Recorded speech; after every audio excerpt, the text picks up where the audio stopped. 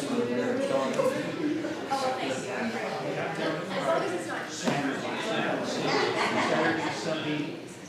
to have everybody with us this morning. We'll start here in just a minute. I have the teenagers in here with me today, so you're all in here. Probably the most exciting class out of all the studies. We're going to talk about giving land to people. Yeah, really not. It's like, okay. I'll try to make this. It's chapters, just so you know, it's chapters 13 through chapter 19. So everyone's like, what? How does it? So we're not going to be going through each verse. We're not going to be going through all the verses in each one. We'll kind of move around through it and explain some things. And we're going to talk about somebody else we haven't talked about in a while. He'll actually be mentioned here in this class this morning. So before we get started, just good to see everybody this morning. We're going to go ahead and jump into we'll be dealing with our questions here, as we always do, our review. We're going to begin with Moses, back to lesson 56. After the plagues of frogs, flies, and insects, why did Pharaoh decide not to let the Israelites leave? You notice the verses, there's a bunch of them, but it's the same thing basically for the reason why he wouldn't let them leave. Hard-hearted? His heart was hardened, and remember, it also tells us with that once he got relief. Well, once he got relief of the insect, all the flying things, yes, he was like, I don't need to let you go. And, and so it's the way he was, right? His hard heart just always let him basically lie, do what he wanted to, and it didn't last long. So, all right, Job, go back to Job. What was Satan's answer to God for Job's faithfulness? He said basically he couldn't touch him, so what was his faithfulness? Because it always took care of him. Yep, all those things. That guy always took care of him, had a hedge around him. And so basically a hedge, we all understand that. You know you're safe in there, nothing's happened to you. And God said, oh yeah, okay, we'll see. And we know what came from that. Where may the list of Jesus' apostles be found in the Bible? And I'll give you the way to look at this. Don't really try to remember verses, unless you want to, that's fine. But you just know the chapter. Once you get the chapter, you're going to see those names right away. You're going to, the way they're put together, the way it is. So did anybody know? Anybody give me the first one? I'll give you a hint. It's in, Mark's one of them. Mark where? Mark 3. 3, exactly right. Mark 3 is one of them. Anybody else? What was that? Acts chapter 1 does. Yep, it sure has there. We see here in the. That's what they put on there. I meant in the Gospels. I'm sorry. So, how about Matthew? Anybody know where Matthew? Matthew chapter 10, and then Luke. Luke 6. Luke 6, exactly right. So you have it right here. So this best way to do it, just think in mind Matthew 10, Mark 3, Luke 6, and you go to those, and like I said, you'll see them compiled real quickly, and you'll figure out where they are in the verses. Good job. All right, let's go on to the next one. We're going to lesson 76, Joshua 8. After the battle of Ai, what did Joshua read? So he read the whole law, everything with the blessings, the cursings, everything that's in there. Everything given by Moses to see there. But also the question is, who was present for the reading? Everybody, including the strangers, remember that they had brought into them that wanted to, basically, they would become proselytes over time. And that's exactly right. So this was huge. Imagine the length and time it took to go over all that, what was there. So, all right, let's go to the next one. Go back to people of Gibeon, where they tricked. And actually, his first question is before Gibeon. But after the Israelite victories of Jericho and Ai, what did the other kings of Canaan do? They came together to fight, to go against Joshua, and the Israelites. And we know that now after this, we see that they go together to actually attack Gibeon, after we see what happens with Gibeon when they make the treaty with Israel. What was the curse Joshua placed on the people of Gibeon for their deception? Because remember, they said, we're from a land far away. They were only 25 miles away. They messed up their sandals, their clothing, and everything. They would be servants from there on out. They would actually be woodcutters and wood carriers. That's what the Bible tells us. And they carried water. They were okay with that. They were fine because the alternative of that would have been to do what? Death would have been to die. So they were okay with that. And so we go to the next one. How did the Israelites help defend Gibeon against the 5 kings of the Amorites? Remember, where were they when they heard about this? Where were all the Israelites at? They were in Gilgal. They were in their camp. In their camp in Gilgal. They'd go back there, remember, after every battle. And so basically what they did here is, how did they do it? Well, remember, what did they do all night long to get there? They ran all night long to get there, and then fought, and when they got there, they made those guys run away. I mean, it was just a chase from there on out, and they ended up saving Gibeon. Of course, they had to, because it was part of the covenant that they made with Gibeon, and God expected them to keep it, even though Gibeon's lied. Where did the 5 kings of the Amorites hide during Joshua's attack on their armies? Okay, everybody remember the name of it? Mackinac? Mackinac, there you go. Okay. It's one of those like, yes, it's the M cave. Not the Maywalk cave. No, exactly. All right, let's go to the next one. Was that last night? Nope. Yeah, I did. That was it. Next one. What did God do to the natives of the Promised Land so they would fight the Israelites? Harden their hearts. So remember, this doesn't mean God says, I'm going to make you evil now. That's not what God does. It's just He knew with His word the way things were and saw what was going to happen, and it hardened their hearts. And so we see that. How many kings were killed by the Israelites in the conquest? Remember, we didn't go over each one of them, but I went to verse 24 just so we would get this.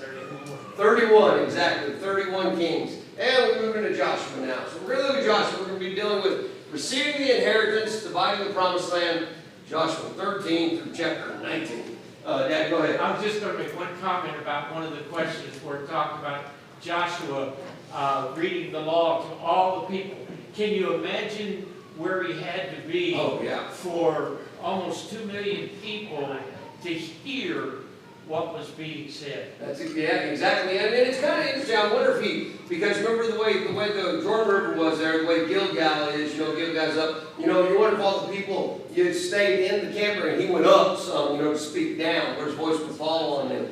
Because, that is just remarkable with that many people to hear it. Because it said the women, the children, the men, the strangers, everybody was there to listen to what was that. That's exactly right. All right, so let's look at this. We're going to deal with this area of receiving this.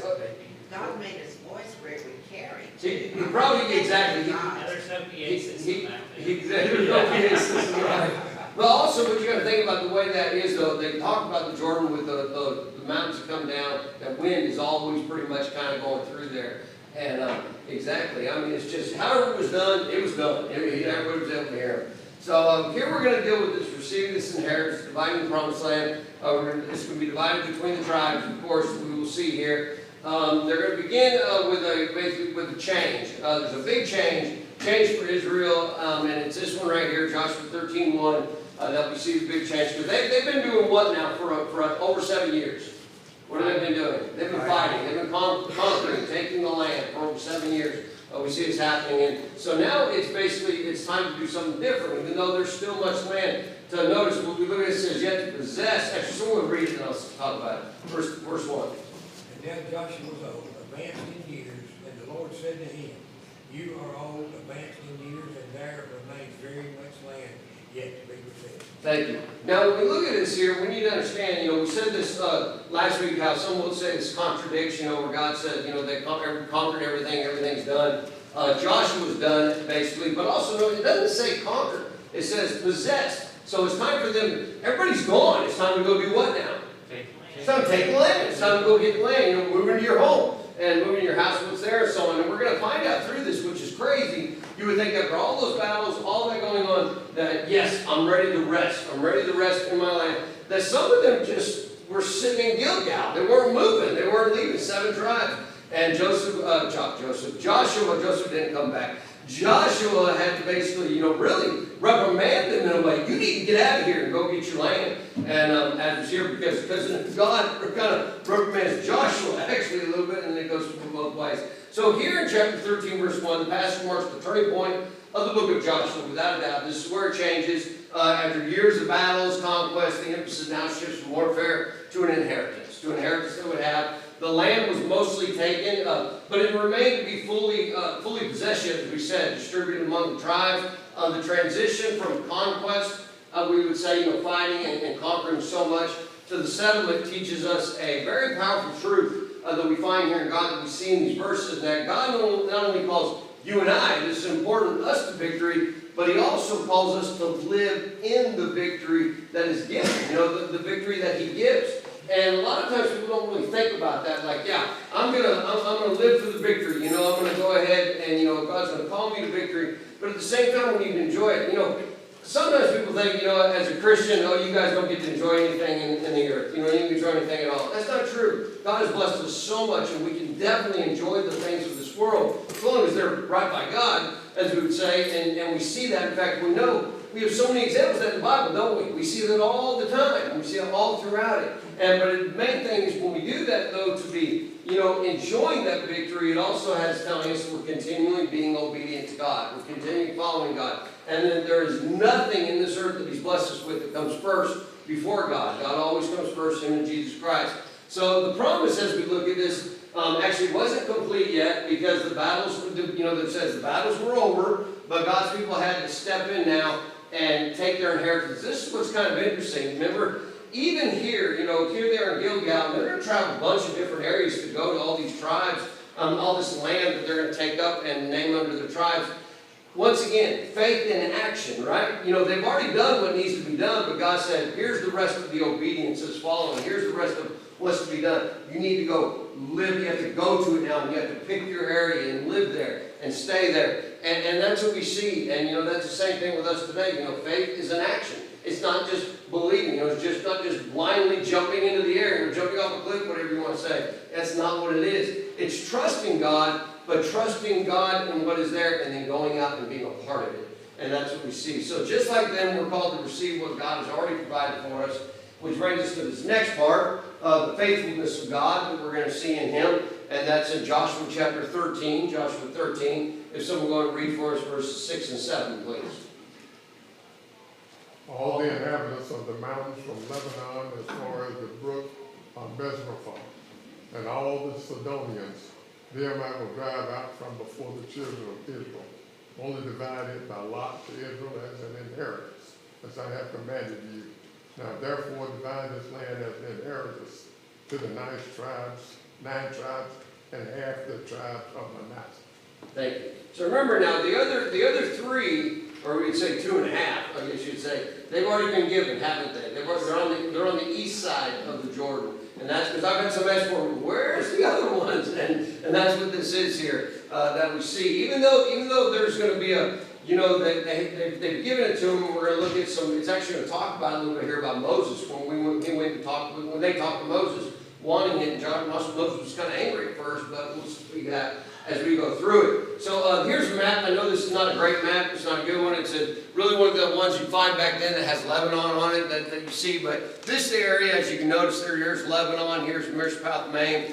And you come through, and here's the Cedartowns. The Valley of Lebanon's up here at Mount Hermon. So this is the areas as we see all this coming about all throughout the land here that they will take and move forward with it. And so as we look at this, what we learn is that God never forgets His promises. And this will be important to understand with those on the east side, knowing that even though Joshua was growing old, God's promises remain unchanged.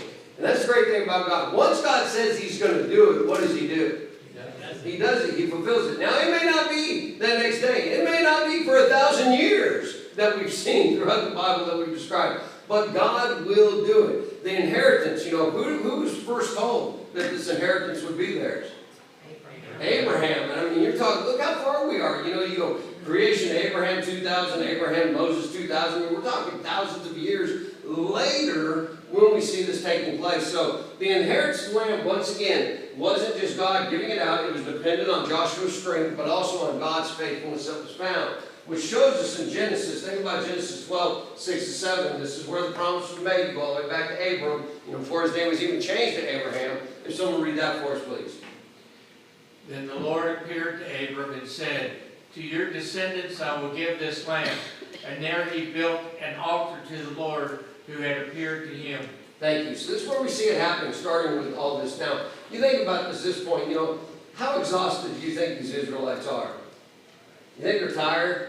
I mean, war for 7 years straight, it's a long time. You know, we saw how they fought. Remember, it wasn't tanks and missiles and stuff like that. It was hand-to-hand combat, swords, spears, knives, everything that's there in it. So you think about, you know, it was time to relax in a sense, but relax doesn't mean lazy. Relax doesn't mean just don't do anything. That's what we're getting at. And the same thing is for us today. You know, when we feel weary or just flat out tired, I get say tired like Joshua, you know, we can trust that God is still working. He's still working with us. God wasn't going to tell him, now go get your land.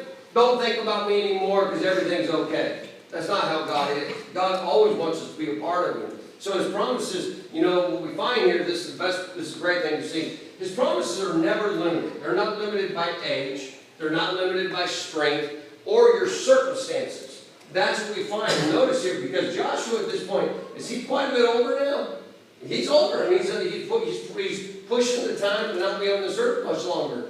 And we see that happening. And, you know, even with that, it talked about how strong he still was and the strength that he had that God was giving him. And they were in some bad circumstances sometimes, but it didn't matter. Just like it doesn't for us. We are not limited by those things.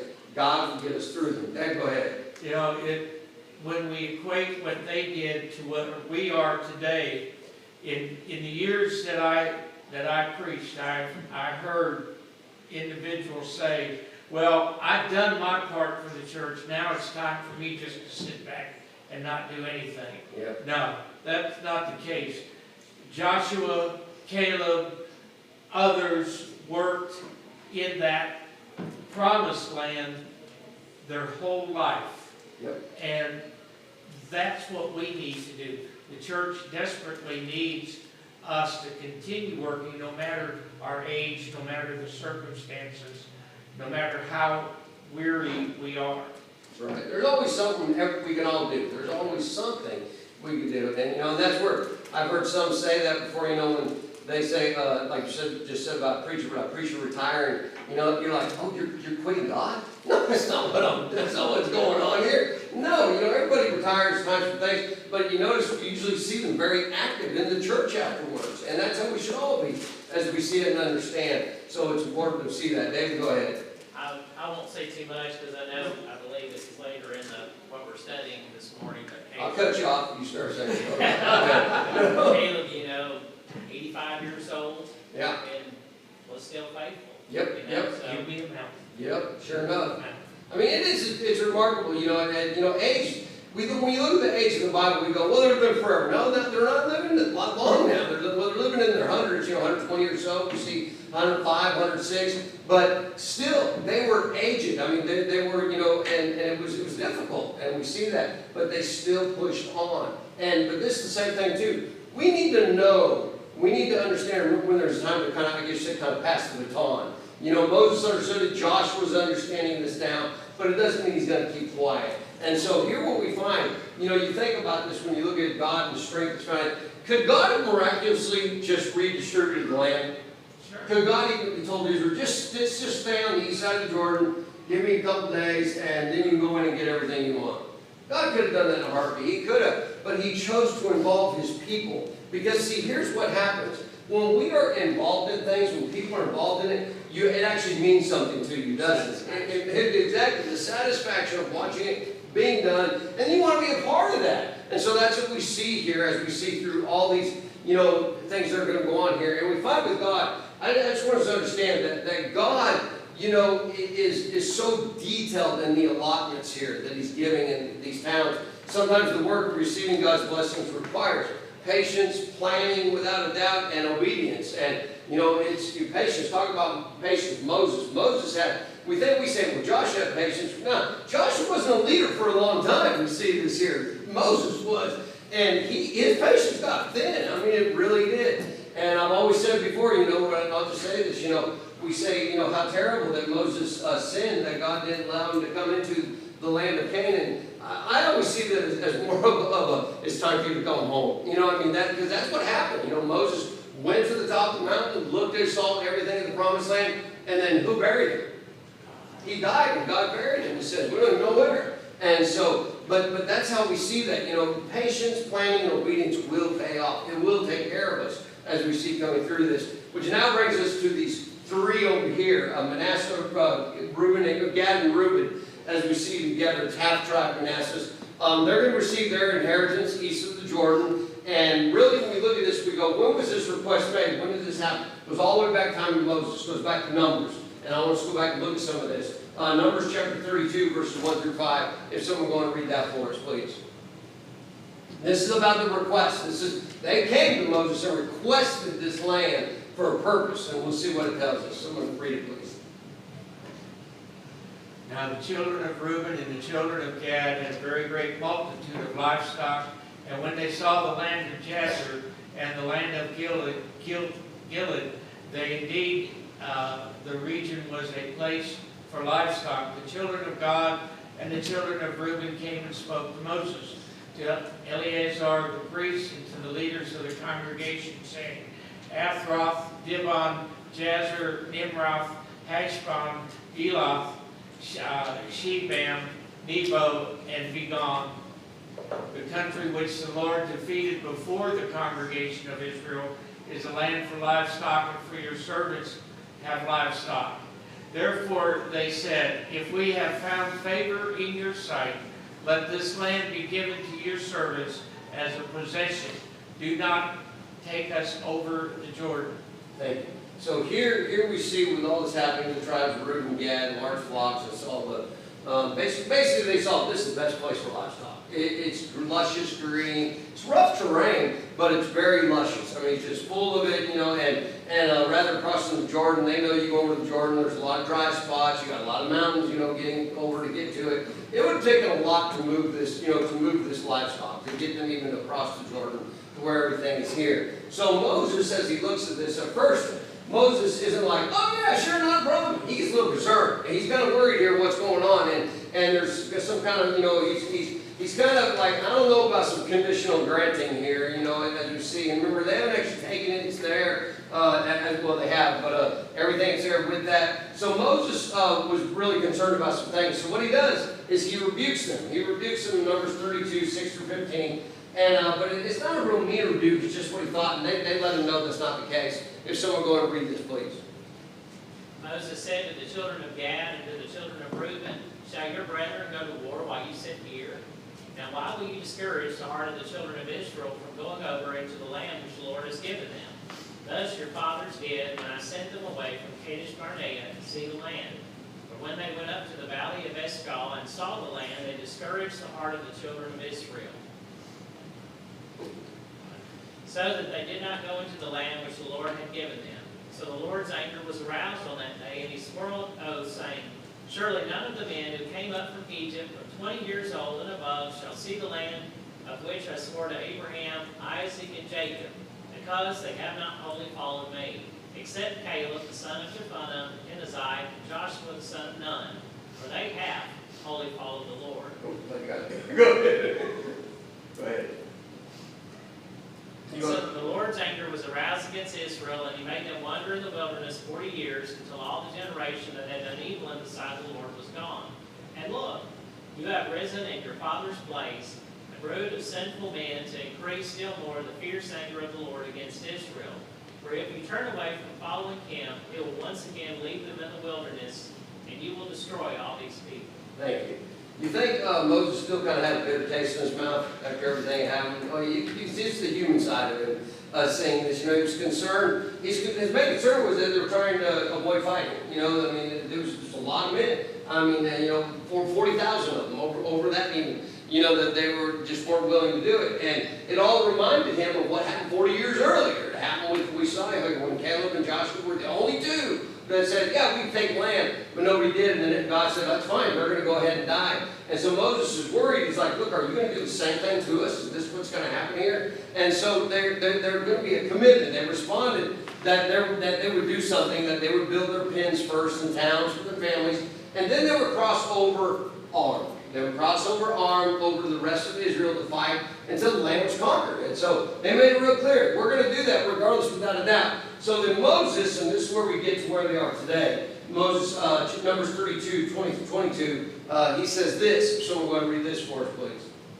Then Moses said to them, if you do this thing, if you arm yourself before the Lord, before the war, and all your armed men cross over the Jordan before the Lord, until he has driven out his enemies from before him, and the land is subdued before the Lord, then afterward you may return and be blameless before the Lord, before Israel, and the land shall be your possession before the Lord. Thank you. So what we find here, you know, if with these people, they went ahead and kind of in a sense took the land, you know, that they were building dens, cities and so on. They were moving in somewhat, but it wasn't theirs yet. You know, Moses wanted to make it real clear. Don't get in there and then get comfortable. Don't think that's what this is. And so they promised to fight right alongside their brothers so they could return and then possess the land. I believe there's a couple things to this. Number one, to show that God expects all to fight together. You know, He wants the togetherness, the unity that is found with Him. But also at the same time, imagine all those Israelites that this isn't their tribe. They're going to find something else.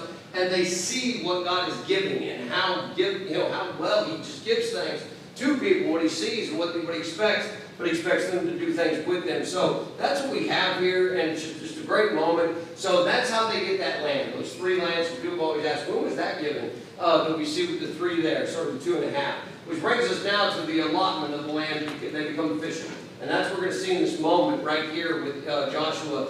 And it's kind of a geographical overview. I'll just give you real quick, Joshua 13, verse 8.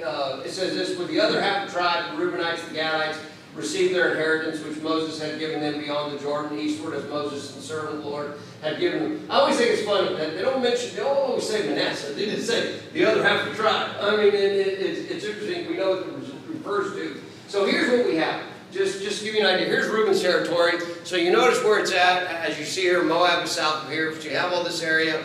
And this is what they take. It's not just next to the Dead Sea. It's quite a bit of an area. It's a pretty big area that they get. It's located in what we call the southwest part of the Transjordan area, the Transjordan Rift we find there. It includes cities like Heshbon, the plains of Moab that are there, and border the Dead Sea, and west, and Gad to the north. Which brings us to Gad. Here's Gad's territory. Now notice Gad. Gad's a little different. I don't know how many times we catch this. We may not. Gad's kind of like a peace symbol. You know, you've got your fingers up there with your hand. And really what it says, this actually runs into Manasseh's property, you know, into their tribe. But it must, this area here that goes up, I'm showing my hand. This area right here, where is my? It's not working. There we go. Well, it ain't working on that. Well, you barely see it. There we go. So this area here comes up. This is really nice area, nice land. And you have a really good area right here where Ramoth Gilead is. So they go up, they go along the river. Notice, why would they be along the river for so long? What do they have a lot of? Livestock. So much livestock. Most livestock, as you see there, with that. Remember, you don't see Manasseh actually coming to Moses. It's these two, it's Gad and Reuben that we see happening, which brings us now to Manasseh. Here's, in Manasseh, you have, I will say this too, this is a very important town. Becomes this area here becomes what we would call a city of refuge. And we'll look at that on Wednesday. We look at the Levites and refuge. So here's Manasseh. So Manasseh, this is what we usually see in green. Notice the green. This is usually what we find when we see on maps. But it actually carried all the way out over here into the desert. It goes over. So it's quite a bit of an area. And notice once again how Gad goes up in its finger right up in here, the side, and then over here on this side, taking a little bit of Manasseh, as we would say. So I'm not going to read each verse. It just talks about the cities, the borders, everything that's there. There is, y'all remember I mentioned before, King Og. You know, King Og that went before, during the conquest with Sean. That's one of the towns they have, a very important town. And then most of the land over here is all very rich pastured land, is what you see. And that's what we find. Which now brings us to the Levites. How much time we got? 10 minutes. All right. The Levites and even our spiritual inheritance. A little bit of both going on here with what's talking about. We see the side physically for them, but we also talk about things we would see later down the road that would come to us as Christians today. Joshua 13:33 is a good beginning of it. Someone going to read that for us, please. But to the tribe of Levi, Moses hath given no inheritance. The Lord God of Israel was their inheritance, as he had said to them. Now, here when we see here when Joshua writes, the tribe of the Levites had given no inheritance. What does it mean? What is that? What is the inheritance they're not getting? No land. They're not getting land. They're not going to build Paul anywhere home. I mean, nowhere's home. Their home is who? God. I mean, that's going to be their job. That's what they're going to be a part of. And so this is a different kind of inheritance. What we've been reading about, we've been seeing. The Levites didn't receive land, of course. Instead, they received the Lord Himself as their portion. Very big and huge. This wasn't a lack. Say it's not because you guys were good enough, you know, to receive land or do this. It wasn't a slap in the face. This was a higher calling, is what it was. They would, you know, be working directly for God. I mean, directly for God. Remember, once Joshua are gone. We see the high priest, the priest beginning, all these things coming through God from them, and others we'll see throughout time with the prophets. Numbers 18, 20, so we're going to read that for us, please. Then the Lord said to Aaron, you shall have no inheritance in their land, nor shall you have any portion among them. I am your portion and your inheritance among the children of Israel. Thank you. So that was where this happened. This is where God told Aaron this and made it very clear. And, at first, everybody be like, and some of the people like, what? Really? But what they're going to get a bunch of cities is what's going to happen. They're going to live in them. Cities throughout all the tribes. And this is why it's so important, because you have these tribes that are divided up, and you have to have spiritualness there. You have to have the priests, the Levites, and so on. And that's why we'll see that they're living in all the different tribes. So once again, you think about they're called to this very important job, this very important calling, and they're called to treasure God above all, while others may chase earthly gains. Even today, what are we to do? We're to first seek the kingdom of God. That's what the Bible tells us. It's our greatest inheritance is Christ Himself. We get to inherit Jesus, and it's so important. In fact, we think back to ourselves. Think about a royal priesthood, what we're called. Here is the church is basically replacing what you saw with the Levites, is what you find. And there was no longer a high priest. It's just Jesus is our high priest, the way the Bible says. So I'm going to read this verse for us, please, as it aligns to us today. You are a chosen generation, a royal priesthood, holy nation, His own special people, that you may proclaim the praises of Him who called you out of darkness to His marvelous light. Thank you. We all call ourselves Americans, because we're born in the United States of America. That's where we are. Some, of course, we know, come in and they legally become an American citizen, and we have that. But notice what God says. Even though we have our America as our USA as our nation, notice what God says about Christians. He says, you have your own nation. It's not land. Land is not what you're here for. That is not what your inheritance, in a sense, is. It's God. It's Christ. And when we become Christians, that's what we see. Which brings us down to the next point, Caleb. And we haven't heard about Caleb in a while, have we? We heard about Caleb with Joshua. Every once in a while he's mentioned. But here we're going to see Caleb. It goes back to Joshua 14, where Caleb's faith, his boldness and belief to discover the power of the unwavering faith. He's going to pick an area that nobody else wants, because there were certain people there. A lot of them, remember when we talked about last week, ran to Philistia in that area, but there's still some around, and so we'll see what I'm talking about in just a moment. Let's go ahead and read Joshua 14, 6 through 14, please. Then the children of Judah came to Joshua in Gilgal, and Caleb the son of Jephunneh the Kenizzite said to him, you know the word which the Lord said to Moses, the man of God, concerning you and me in Kadesh Barnea. I was 40 years old when Moses, the servant of the Lord, sent me from Kadesh Barnea to spy out the land, and I brought back word to him as it was in my heart. Nevertheless, my brethren who went up with me made the heart of the people melt, but I wholly followed the Lord my God. So Moses swore on that day, saying, surely the land where your foot has trodden shall be your inheritance and your children's forever, because you have wholly followed the Lord my God. And now, behold, the Lord has kept me alive, as He said, these 45 years. Ever since the Lord spoke this word to Moses, while Israel wandered in the wilderness, and now, here I am this day, 85 years old. As yet I am as strong this day as on the day that Moses sent me. Just as my strength was then, so now is my strength for war, both for going out and for coming in. Now therefore give me this mountain of which the Lord spoke in that day, for you heard in that day how Anakim were there, and that the cities were great and fortified. It may be that the Lord will be with me, and I shall be able to drive them out, as the Lord said. And Joshua blessed him and gave Hebron to Caleb, the son of Jephunneh, as an inheritance. Hebron therefore became the inheritance of Caleb, the son of Jephunneh, the Kenizzite, to this day, because he wholly followed the Lord God of Israel. Thank you. So God is really blessing Caleb here, and we know this area where it was Hebron, as we just saw there. Hebron's in Judah. Here's where you have Judah right here, and this is Hebron right here in this area. This is talked about Anakin. Who came from Anakin? Was that the people? Giants. And remember what we read. We read, when they went to war against them, a lot of them ran off. They hid. They took off. And as we see this happening. So here's where Hebron, I'll give you another idea with it, show you a little closer. Hebron's like this. And you can see how the mountains, how it changes, how it gets darker. It's a really high area as we see here. In fact, this is what it is today. Just house upon house upon house upon house. It's crazy. That's what Hebron is. This is the area that Caleb wanted. And this is really important to understand because it tells us about the faith of Caleb. Notice what he said. He said, I'm 85 years old and I'm no weaker than I was back when I was 4. I'm just strong then as I am now.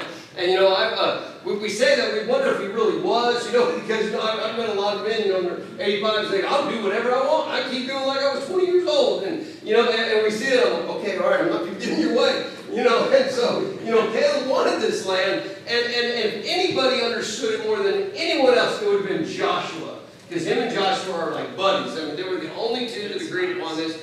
And this is what's amazing. The area that everybody was scared of, Caleb's like, give it to me. I will go there. I will make sure this land is right and take care of it. And that's what we see in him, which brings us to this area here, Numbers 14:24. I'll read, I'm running out of time. But my servant Caleb, because he has a different spirit and has followed me wholeheartedly, I will bring him to the land to which he went, and his descendants shall possess it. What does it mean? A different spirit doesn't mean that he was like following something different than everybody else. He was actually following God the way you're supposed to follow God. That's what he was saying, what the others weren't doing. Exactly, and how important this was.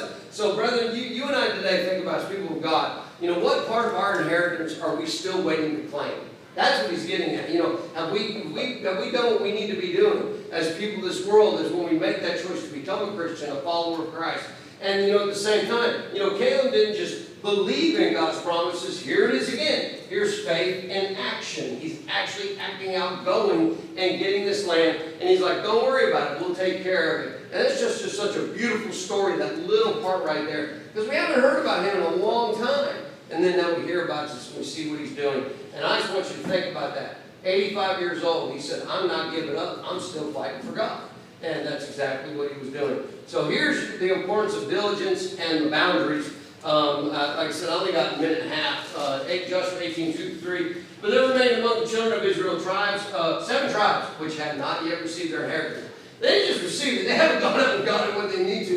And he says, then Joshua said to the children of Israel, how long will you neglect to go possess the land which the Lord God of your fathers is giving you? And so it's very important that they go do this. He wants them out there, and the kingdom is so important. When you get through chapter 15 through 19 here, it meticulously describes the boundaries, the cities, the tribe. I mean, God is so precise. And what it shows us about God, and we need to still understand today, is that God values order, God values structure, without a doubt, and God values clarity. And we see this, and this is how we see the church today. We're not supposed to teach in a way that people can't understand. Anybody should be able to come in and hear the Word of God and understand what's there, meaning they're able to go to their Bible and look to it. In fact, 1 Corinthians 14:33, it says, for God is not the author of confusion, but peace, as in the churches of the saints. If you take all the churches, in the world today, there is not peace, there's confusion, because humans have gotten a hold of it. But when we leave it with the Bible, we leave it with God,